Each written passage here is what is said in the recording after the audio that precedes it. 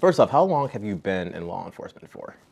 Almost 27 years. 27 years. Wow. So you've seen a lot. Absolutely. You've done a lot. Well, I will say that I've had a robust career.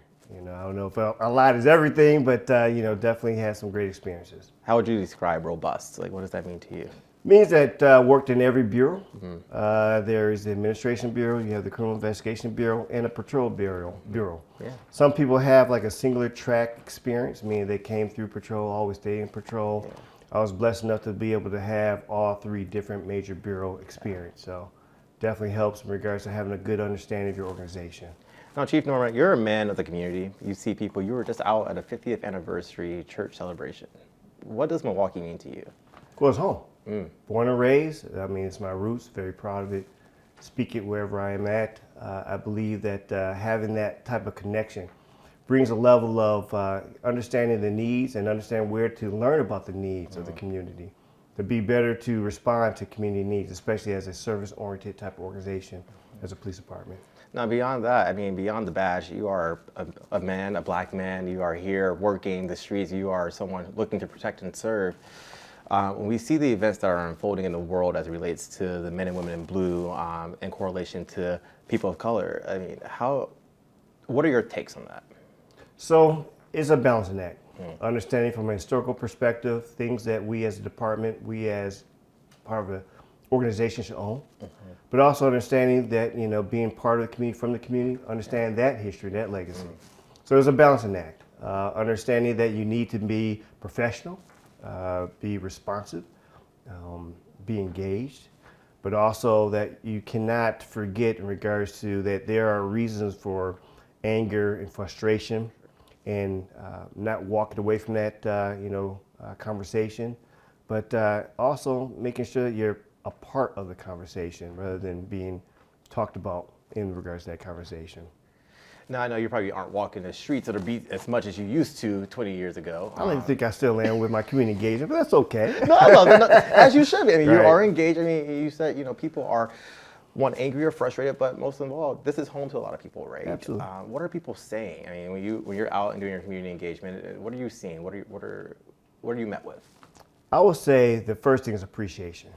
When you are part of different neighborhood-specific, culturally-specific particular events, or the theme of the event has, some type of uniqueness, people appreciate being seen and being part of the fabric of what makes our community rich. So I get thankfulness, but also there's the times where leadership don't want to make themselves available because you got to hear what is the frustrations or criticisms or concerns, and you got to make yourself available. I'm not afraid to be part of that conversation, understanding that comes with the responsibility, and it also makes you a better service provider, understanding those concerns, understanding those responsibilities, understanding those lifts.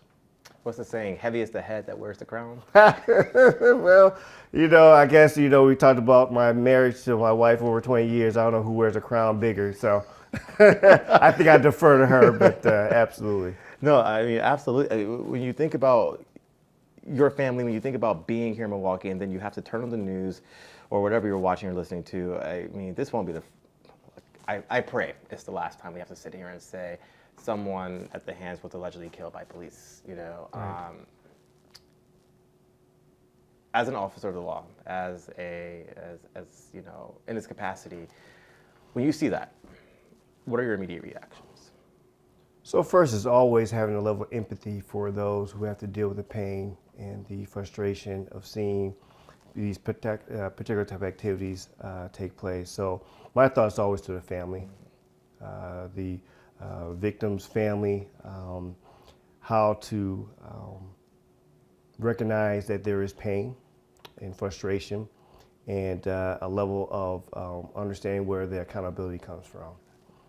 Next, you start to look at in regards to the officers. I mean, beyond just those who are involved, but those who are affected by it. We talk about wellness. We need to walk the walk that we talk. And so there is, that look of those who are around that situation. what is, the thought process? How do we, we still understand accountability comes in, but also that those affected by the organization, what's that going to look like in regards to dealing with that frustrating situation and sad situation. But also you got a look at your own organization and ensuring that, are there any takeaways? Are we being as responsible, understanding the lift needs in regards to being insightful about what's going on within your own four corners of your wall. So there's a lot of things going on, a lot of emotions, but I will say that definitely we, just as you said, never look forward to those particular type of situations. We work towards having no of those unfortunate situations, but we still have a lot of work to do. Let's take it from right there, taking a harder look at taking the situation, what happened in Memphis, and bringing it back home and saying, are we doing everything here in Milwaukee to make sure that doesn't happen here? Are we? So I will say that coming up through the ranks, one of the things I learned is that you inspect what you expect. It's not enough just to say a particular expectation without going through the proper inquiries, looking to say, hey, did you understand what the walking orders are? So there's never too many times to check on the troops, check on our policies. I know that we're doing again, reflection in regards to where we're at, in regards to how we present ourselves, what is our rules and regulations. But also, as we see with the Memphis, and it's great the relationship I have with the Milwaukee Fire Department, we're looking at what is our interactions between our respective agencies. Being proactive, I know that this is still unfortunate, outcome of seeing what took place in that particular video. But as leaders, we're responsible to be engaged, to reevaluate, to improve, and to own that we are responsible to ensure the good and welfare of our organization and our respective community. I got to tell you, I mean, people, after seeing, these incidents unfold time after time and time again, I was at the barbershop 2 days ago, and the conversations that happen in that barber chair, right, we all know are real conversations. And Absolutely. people are afraid of police officers. Right. Is that the new normal now? So I will hope that's not a takeaway that we see in regards to the incident in Memphis. It is disturbing. It is unacceptable. We need to make sure that we are owning that in regards to this is something that took place within the profession. But we also need to make sure that we paint a more broader picture. One of the things, and you probably know my law degree is in camera, meaning this right now absolutely is something that needs to be addressed. But that's not reflective of the numerous men and women of that department, of our department, of departments across our nation. The respective police departments in all our communities have a role to play. And we should have and should maintain expectations of professionalism, to be able to address in a human way. I believe that the chief down there, Chief C.J. Davis, did a very good job of setting the tone, setting the expectations, being responsive, and being engaged with the community in regards to that. We're not going to walk away from this and say we're going to circle the wagons. We're going to own it. We're going to talk about what we're going to do in the future. And I believe that so many of my colleagues feel and act the same way. So if anything that can send a message to our community is that we see you, we understand those concerns, but the men and women in Milwaukee Police Department are some honorable, dedicated, hardworking folks. We work 365 days a year, 24/7, including holidays. And I think that we can take solace knowing that there are individuals willing to be at the tip of the spear to ensure our safety in our community. In 2023, what are we doing now as a Milwaukee Police Department to actively assure what happened in Memphis doesn't happen here? So I would hope our community feel comfortable to stay engaged with us. Transparency is real. That's not just a word that's been utilized. Whether we're at a crime and safety meeting, whether we're at our community engagement sessions that we're holding all across the city, again, you see me out there. In regards to that level of access and availability, I would challenge that what any prior chief would have been able to say, meet me anywhere, meet me where you're at. It's not that you have to come down to the police administration building to have a conversation. We have a robust complaint system, the system that was worked on between ourselves, a lot of our community partners, and the Fire and Police Commission. Back in the day, you had to actually go into a district to file a complaint, get it notarized. Now you can file an email. You can go get complaints from various different sources like the public library. The accessibility to be able to be engaged, to have a platform to, again, address or have us address your concern, I believe is robust. There are, again, other checks and balances. The Fire and Police Commission is another resource that is utilized. So in 2023, I believe we're in a good place in regards to having communications with a lot of our community stakeholders. The accessibility has been expanded. And so you have a lot of opportunities to make yourself known when we come across unprofessional or disrespectful behavior. And I always say this, I have no tolerance at all for unprofessional, inhumane behavior. And I mean it. You can check the record. I have no tolerance for that particular type of behaviors on the Milwaukee Police Department. Would you consider what happened in Memphis inhumane or like point blank police brutality? So I would say that it is disappointing in regards to you see an individual that you felt was needed to be taken in custody and to be left and to be addressed in that manner. The way that certain actions were taken, again, I can't speak to the training, I can't speak to the rules because each department is its own. Sure. I mean, this is, to the south of us. Mm-hmm. But I would say that to see the lack of aftercare, the lack of compassion and humanity is actually unacceptable. At the base level, we're all humans. And we need to understand that, yes, we have to do certain type of acts to bring individuals to custody, but it's not free for all, and it's not an anything goes, and that you still have a responsibility to ensure that someone is able to get their medical care, the medical attention, the proper professionalism in regards to our acts out there. So there is a lot of different things that very concerning, very disappointing, very frustrating, because it continues to create narratives that certain individuals, groups want to paint this broad brush. We saw the accountability, the right awake accountability after this particular incident came out. We see the continue reporting out, the continue to be conversation in regards to those within the faith-based community, within the resident community, even within our own department. We reached out and had a collaborative message between the mayor's office, Office of Violence Prevention with Director Hamilton and myself to reassure that we don't take this lightly, that we are aware and that we're taking great pains to ensure the accountability within our organization, within our city. I'm almost done with you, but when we think, I have a question here I was going to ask you in terms of what would you have done in that situation, but I think that isn't worth asking because no one knows. You can't predict the future, right? You can't go back to the past.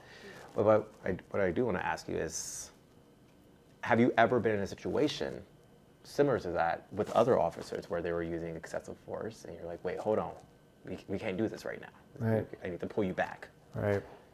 So I'll say this, and maybe just the way how I've always carried myself, or I was a kind of unusual officer in regards to speaking up. It might not have been a situation with excessive force, but there's other things that I have seen in regards to police activities that I've always spoken up and always been that outspoken I guess whippersnapper. So and it's hard to really look at somebody as you will look at yourself because we all react and do things differently. But we can, especially with the expectation of the Milwaukee Police Department, that you will engage, you will intervene, which is why we brought ABLE, Active Bystander for Law Enforcement. And this is a training that show you the tools, because it's one thing to expect, but you need to empower people. Well, what does that look like? And what is that particular process will need in regards to your character, in regards to your courage? So bringing Able, where our entire department, that was 100%, probably about 97% has been trained, a commitment that the Milwaukee Police Department took on. And all of us, I mean, the sign's right behind us. My training, acknowledgement that I took the 8 hours, the chief, because you got to lead from the front. You got to embody and show and model to your people that this is not just going through the motions. I actually sat in class with the men and women of the Milwaukee Police Department, participate in the class to show that this is not just a walk through the park, that we are really serious about this, because we do have a lot of responsibility within this city. We have the ability to take life, we have the ability to take your liberty. Something that doesn't have a value attached to it. It's priceless. So we need to take that seriously, and I think that setting a tone from the executive command staff, because all my executive commanders have taken that class, all the leadership have taken that class, and that is not normal on the Milwaukee Police Department. A lot of times we make the rank and file do something that we say, well, we're too good to do. No, we all embody this responsibility, all learn what the lift is, to show that we take this seriously and that we stand behind it. Heavy is the head that wears the crown, or the badge. Well, I will say this much, I asked for it. I'm hoping that, those see that there is passion and a sense of, responsibility behind this particular role. But to always continue to communicate, to, reach out, to be a part of our community, because we are the community. Last 2 questions for you. I thought the last one was last. I said I'm almost done with you. I'm good. You buttered me up enough to be able to give you a little more leeway. So that did work for you in that Thank you. No, aspect. I mean, I can sit here and talk to you all day, right? Well, that's okay. But that's the thing. I think right here, I want to get beyond the badge. And when you take that uniform off and we sit down, we talk, and one black man to another black man. I mean, this is the nuance here, is the moment where we are seeing 5 black officers now kill allegedly kill one black man, excuse me. A week before Black History Month. That's deep. So now I'm thinking it's not the police culture. It is, what am I thinking as a black man? What should I be thinking? Well, I will hope that you will think that there are shortcomings on that particular individual within that particular organization. Again, not to paint with a broad brush. And to put it in a greater context, I mean, we have over several million police contacts, in this country. And that gives you a better understanding that it's not as pervasive as we want this to be reported, of these particular type of shortcomings. It does ask a lot more questions in regards to, what's going on here. The unfortunate thing is you and I don't have enough information to come to any, particular conclusion. We do see certain actions taken by individuals that has caused harm. We do see that there was a direct result of those actions that caused the, unfortunate, untimely death. But because we are still on the outside looking in, to be able to come with any particular conclusion, I think is premature. I will say that it is absolutely disappointing, because again, beyond just we have the responsibilities of respect, but this is just simple basic humanity. And so we need to have more of a scrutiny of what went wrong, what signs did we miss. I mean, if you think about what's going on within our respective profession, and this is beyond just our profession, just in general for the work culture, there's few people working, a lot of responsibility. And the stress and the issues that come across that in regards to what is our current state of our economy and our affairs, there's a lot more attention we as leaders need to have for officer wellness, employee wellness, seeing the signs. I even say this at my respective leadership meetings. If somebody's coming in who doesn't present themselves, dress a little bit more, less self-care, say certain things, shame on you for not intervening. Shame on you not being able to say, I'm noticing the change in you. Because either you intervene in that time point or see unfortunately, outcomes of those who are, not handling, these stressors well, or who are, getting, more reckless in their behavior. And that's a watershed moment for us as leaders. So I will say that it's tough to see these particular actions, especially in the light that we've seen it, last Friday. But it's a watershed moment to reevaluate, to make sure that you're covering what you need to cover within your own respective agencies, but also need to get more of a deeper dive on, were there signs, what were the issues that could have been addressed in real time. You spoke about mental health training, the labor force here. With Milwaukee, are we equipped? Do we have enough officers on the ground? Are we getting the right training? Are they getting the right mental health accessibilities? Are the resources there for our officers? And also, are the numbers there? Do we have enough officers to take care of the massive amount of calls that you all get each and every day? Right. So, as I always said, looking for that objective outside resource to help me get a better understanding. We did have the recent matrix study that came out that refers or reflects in regards to that there needs more officers, but also opportunities to do some reevaluation, freeing up officers. So I would say that we're constantly reevaluating, ensuring that we are able to provide the level of services that our city desires and needs.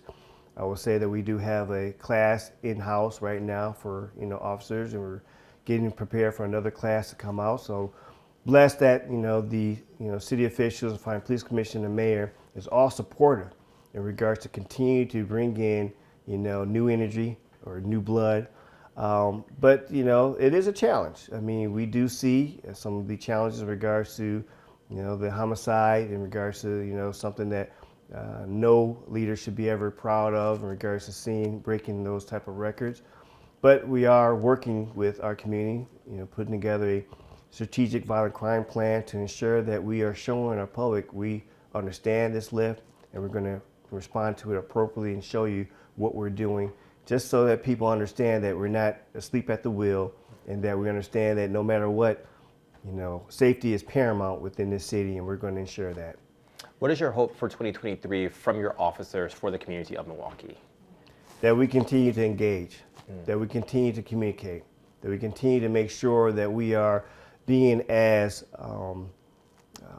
open to opportunities to work together on this thing called public safety. This is a team activity. This is not any one particular group, no particular person, and that we continue to build what I say is the most important thing for us as a department to receive from our public, whether it's public officials, whether it's a residents, is trust. Continue to work on building trust, because when you have that, you're able to work in a more collaborative type of way, to understand that we're information based. As much as we may go out and have the CSI of getting evidence, it's from the individuals, the residents of our city, who are able to tell us what are the concerns, what are the problems, and we can work together to address it. Thank you. Thank you. All right, we're back.